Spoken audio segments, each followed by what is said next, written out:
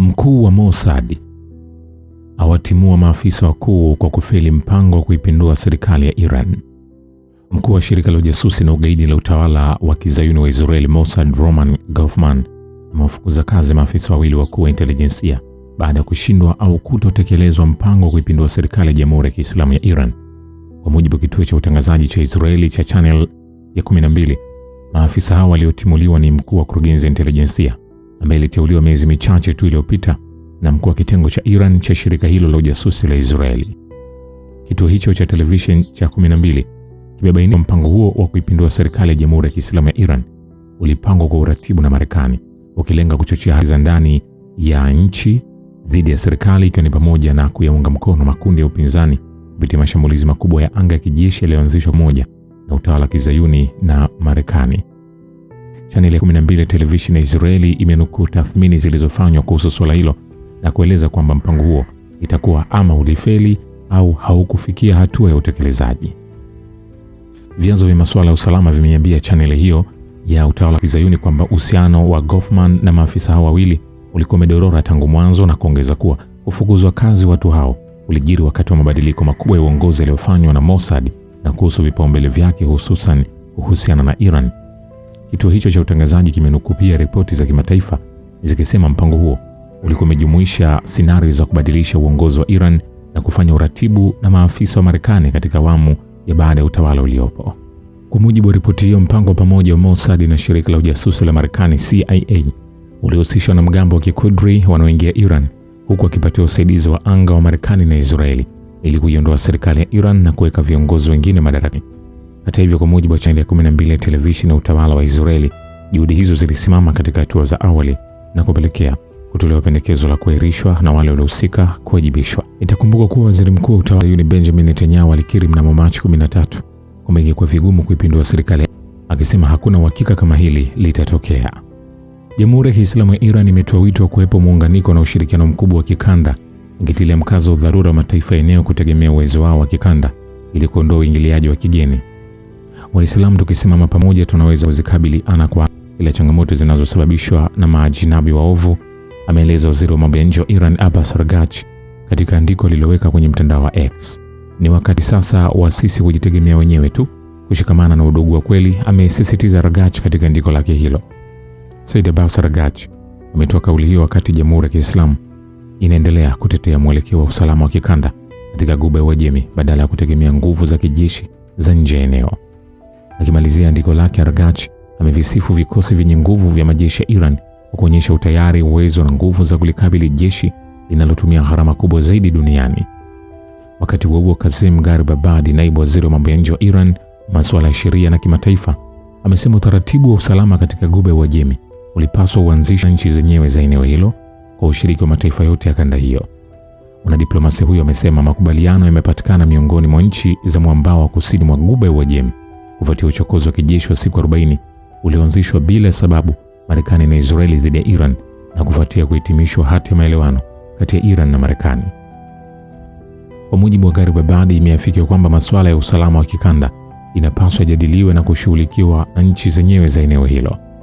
Aidha, amesema makubaliano hayo yaliyofikiwa ni chanya na kubainisha kuwa Iran imekuwa ikisisitiza kila mara kwamba masuala ya kikanda yanazihusu nchi za eneo hilo na kwamba zenyewe zinapaswa kutekeleza jukumu la kujidhaminia usalama. Spika wa bunge la Jamhuri ya Kiislamu ya Iran Mohammad Bagher Kalbaf amekosoa miamala ya hivi karibuni ya Washington kama diplomasia ya maigizo isiyo na mashiko, akitangaza kuwa mkakati wa Marekani wa vitisho, kuvunja ahadi na kusuka simulizi za uongo umefeli. Aidha, amesisitiza kwamba Iran haitashiriki katika michezo hiyo ya kuigiza tena. Katika ujumbe wake kwenye mitandao ya kijamii ya X jioni Alhamisi, Kalbaf alionyesha jinsi hali ilivyobadilika haraka kutoka vitisho vya shambulio kubwa hadi miito ya ghafla ya mazungumzo, akieleza hilo kama mzunguko wa mara kwa mara wa diplomasia ya kitanzi. Kalbaf amesisitiza kuwa kutegemea ubabe, ahadi zisizotekelezwa na habari za uongo kama mbinu ya shinikizo ni mkakati ulioshindwa. Ametoa wito kwa upande wa pili kutambua uhalisia wa mambo na kuheshimu ahadi za awali za usitishaji vita badala ya kuendeleza mzunguko wa vitisho tupu na mabadiliko ya ghafla ya misimamo. Matamshi haya yanakuja wakati maafisa wa Iran wakizidi kusisitiza msimamo wa kimsingi wa Jamhuri ya Kiislamu bila shinikizo za nje, wakisisitiza kuwa diplomasia kweli inahitaji uaminifu na kufuata makubaliano ya awali badala ya maonyesho ya nguvu feki yanayofuatwa na kurudi nyuma kwa haraka. Tawala zitendazo jinai za Marekani na Israeli kwa pamoja zilianzisha vita vya kichokozi dhidi ya Iran mnamo Februari 28 kwa kulenga maafisa wa ngazi ya juu wa Iran na pia shule ya msingi huko Minabu kusini mwa nchi hiyo na kusababisha mauaji ya watoto 168, walimu na wazazi.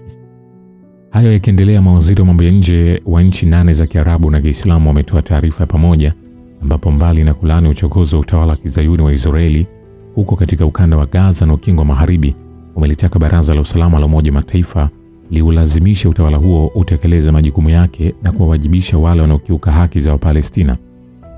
Mawaziri wa mambo ya nje wa Qatar, Jordan, Falme za Kiarabu, Indonesia, Pakistan, Uturuki, Saudi Arabia na Misri wametoa taarifa ya pamoja wakielezea wasiwasi wao kuhusu kuendelea kwa uchokozi wa utawala wa Kizayuni kwenye ukanda wa Gaza na ukingo wa Magharibi.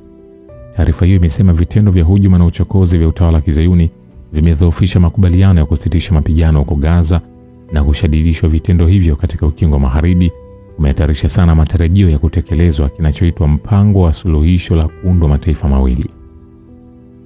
Mawaziri wa mambo ya nje wa nchi hizo 8 wamelitaka Baraza la Usalama la Umoja wa Mataifa liuwajibishe utawala wa Kizayuni utekeleze majukumu yake na kuwawajibisha pia wale waliohusika na ukiukwaji wa sheria za kimataifa na sheria za kibinadamu. Taarifa hiyo imesisitiza pia upinzani wake mkali kwa jaribio lolote la kunyakua ardhi za Palestina na mipango ya kuhamisha kwa nguvu wa Palestina, ikielezea vitendo hivyo kuwa ni kinyume na sheria za kimataifa na tishio kwa usalama na utulivu wa eneo. Na nikwambie pia Rais Donald Trump wa Marekani, zipo taarifa zinasema kwamba amesema taifa la Marekani lina akiba kubwa ya silaha na risasi, akipinga ripoti za vyombo vya habari zinazodai kwamba taifa hilo linapungukiwa silaha. Amesema silaha nyingi zaidi zinatengenezwa kwa sasa na kupelekwa nchini humo pale zinapohitajika, na makampuni ya ulinzi yanajenga viwanda na mitambo zaidi ambayo haijawahi kuwa katika historia ya Marekani. Ikulu ya White House na Wizara ya Ulinzi aidha wamekana taarifa hizo na kusema ni za uongo. Vilevile Iran imeongeza vitisho vyake dhidi ya majirani zake wa Ghuba, wiki iliyopita ikituma ujumbe kwamba ingeweza kukata umeme katika eneo lote endapo Marekani ingeshambulia mitambo yake ya kuzalisha umeme. Kumbuka haya yote yalijiri ikiwa ni Iran katika suala zima la kuhakikisha anajilinda zaidi. Vilevile Rais Masoud Pezeshkian wa Jamhuri ya Kiislamu ya Iran amesema kuwa licha changamoto zinazoikabili nchi, Iran inatambulika kimataifa kama taifa lenye nguvu na linaloheshimika sana, huku akitahadharisha kuwa maadui wa taifa hilo wanajaribu kudhoofisha alama za nguvu zake. Licha ya changamoto na matatizo yote tunayokabiliana nayo leo, Iran inatajwa kama nchi yenye nguvu na inayoheshimika sana, ameeleza Rais Pezeshkian katika hotuba yake iliyorushwa kwa njia ya television akitimiza miaka 2 tangu ashike hatamu za kuiongoza nchi. Rais Pezeshkian amesema wakati wa mashambulizi ya hivi karibuni ya Marekani na Israeli dhidi ya Jamhuri ya Kiislamu, maadui hao walikuwa wamepanga kuidhibiti nchi hiyo ndani ya saa 48 kama ilivyokuwa kwa Syria.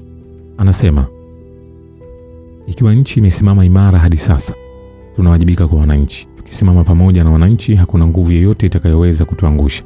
Adui anatumia mashinikizo kuwachochea wananchi ili kuibua maandamano. Katika hotuba yake hiyo, Pezeshkian amemsifu pia Ayatollah Said Mujtaba Khamenei na kuielezea shakhsi ya kiongozi wa mapinduzi ya Kiislamu kuwa ya kipekee. Ametaja pia kuliwa shahidi kwa Ayatollah Said Khamenei, yaani baba na kiongozi mtangulizi wa Ayatollah Mujtaba, kuwa ni sawa na kupoteza chanzo kikubwa cha nguvu na uungaji mkono. Shukran kwa Baba wa Kivita.